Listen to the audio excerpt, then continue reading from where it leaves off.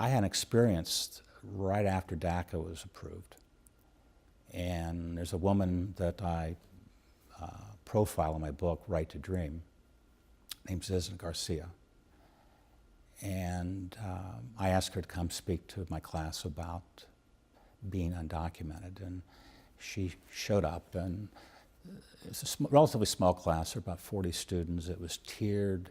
The professor before me had shown a movie, so all the lights were off where the audience is. There were 2 spotlights on a table in the front of the classroom. Zizna came in, and she was dressed professionally. And I remember she puts her purse up on the table, and she reaches in her purse and pulls out her Mexican consulate card, and she says, "I'm going to pass this around because it's worthless." And then a few seconds later, she reached into her purse and pulled out her Social Security card. She had gotten DACA the night before and not told me. And then she pulled out her authorization card so she could finally work legally. What we saw in front of us that day was a young woman who had a life, who had a future, who had hope, who could have her dreams realized. And so I think that's the motivation for many of us involved in the DREAM movement, that we have educated these young people, we've invested in them, they're part of our communities, they think of themselves as Americans, and yet we deny them an opportunity. Well, the DREAM Act was an attempt by Congress in 2001 to deal with the growing problem of undocumented youth.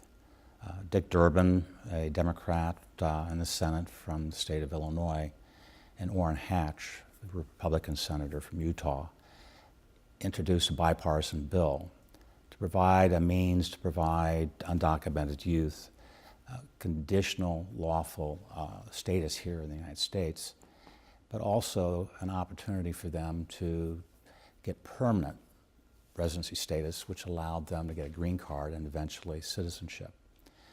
So it has had broad bipartisan support.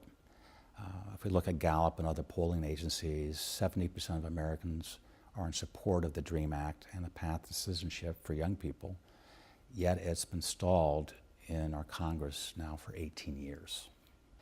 DACA was an an executive order by President Obama that occurred in the year 2012. And what DACA refers to is Deferred Action for Childhood Arrivals. And what it did overnight was provide these young undocumented people the removal of the threat of deportation, but they were also given work authorization. And so literally within hours, 1 million young people were able to have the opportunity to apply for DACA, move out of the shadows, and become full participants in our society. The average person with DACA, Deferred Action for Childhood Arrivals, arrived here when they were 6 years of age. They're now in their mid-20s. 65% of them are still in school. 85% of them are in the labor market. I just met with a group of them in September, right after President Trump's announcement that he was getting rid of DACA, rescinding DACA, and they were there with their kids. So they're married, they have children who are U.S. citizens, they have homes and mortgages and cars and secure jobs, and they're pursuing the American dream. They're buying more, they're paying taxes, they have a much lower crime rate than the native-born population of this country. And it's beyond my comprehension why we can't recognize the contribution of these people and make them part of the society. And by the way, they think of themselves as Americans because they were raised in our schools and they lived in our neighborhoods and they attend our churches and they're a part of our communities. We have approximately 43.7 million first-generation immigrants. That's 13.5% of our population. But when you add the number of children born in the United States who have at least one foreign-born parent, 1 out of every 4 Americans is either a first or second-generation immigrant. We have not seen these numbers since the 1890s, when we had about 15% of our population foreign-born. Take Northwest Arkansas, a community of about 500,000. 15% of our population is foreign-born, and when you add the children born to at least one foreign-born parent, a third of our population is a first or second generation immigrant. So we are in this period of profound demographic change, and it scares an awful lot of people. We're told that immigrants suck money out of our economy. Well, the reality is Hispanics make up 13, 14% of our population.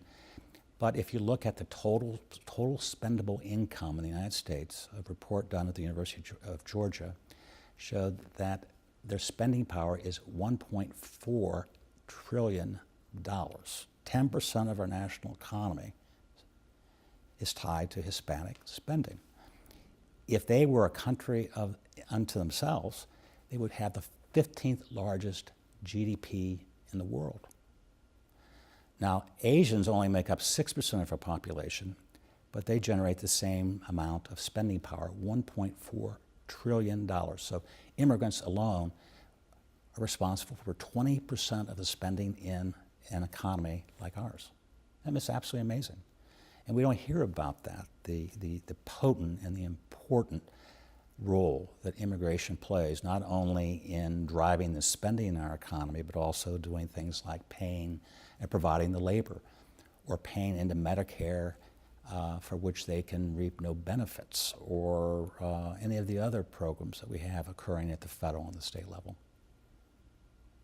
Well, the major argument is that these children, these young people, came here illegally.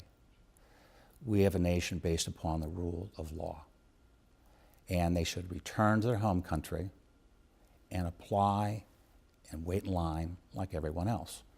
Well, the reality, if you enter the United States illegally and you return to your home country, you cannot reapply for another decade. So let's say you're 18. You go back to Mexico. You cannot even reapply until you're 28. On average, it takes about a decade, 10 to 14 years to get a green card or visa. And so you're not coming back. I mean, that's the reality. That's one argument. The second argument is that it is very, very costly to our society to have these undocumented young people here, because we have to provide education, health care, all these other services we associate with raising young people. Most Americans don't appreciate the fact that immigrants and undocumented immigrants pay taxes. And thirdly is they will change us. They'll change our culture. And by mid-century, we will not have a majority in the United States. Some people refer to it as a majority-minority society. The majority of our population will be Black, Hispanic, and Asian. I like to refer to it as we no longer have a majority. So this change is unsettling to many people, and it drives our current debate. If the dream passed immediately, well, the measurable impact is 800,000 young people were able to have not legal status, but the threat of deportation removed and the right to work. They no longer had to worry about going to Walmart or going to the dry cleaner or going to a restaurant, being stopped and held in a detention center and deported. And so what I picked up in the young people that I work with is the incredible improvement of their psychological well-being. That fear factor was gone. The other is that finally they could use their degrees, they could use their education, they could be full participants in a society of which they already felt they were members. So to me, that was the immediate and the important impact. But I think for our society, the most important impact is that we can use this human capital that we've invested in. I mean, think about it, we're squandering the talents of a couple million young people who we've educated, who we've provided health care for, who we have provided all the services are needed for developing a child to age 18. The impact, if DACA or the DREAM Act is not re-legislated, I guess is the word I want to use, is hundreds of billions of dollars lost to our economy. Unless you are Native American, an ancestry, you are an immigrant or a child of an immigrant, or you have an ancestor who is an immigrant. that we are a nation based upon the immigration process, that we have a long history, oftentimes unaccepting of immigration. But we have accepted people from all over the world. We have moved them into the fabric of our communities. We think of ourselves, in fact, we are very proud of our immigrant past. Most of us have built into our identity, I am German American, or my family came from France, or whatever. And so I think simply look to our past, think about our present and the transition that we're currently going through, and I think realize that immigration will shape our future in a very, very positive way.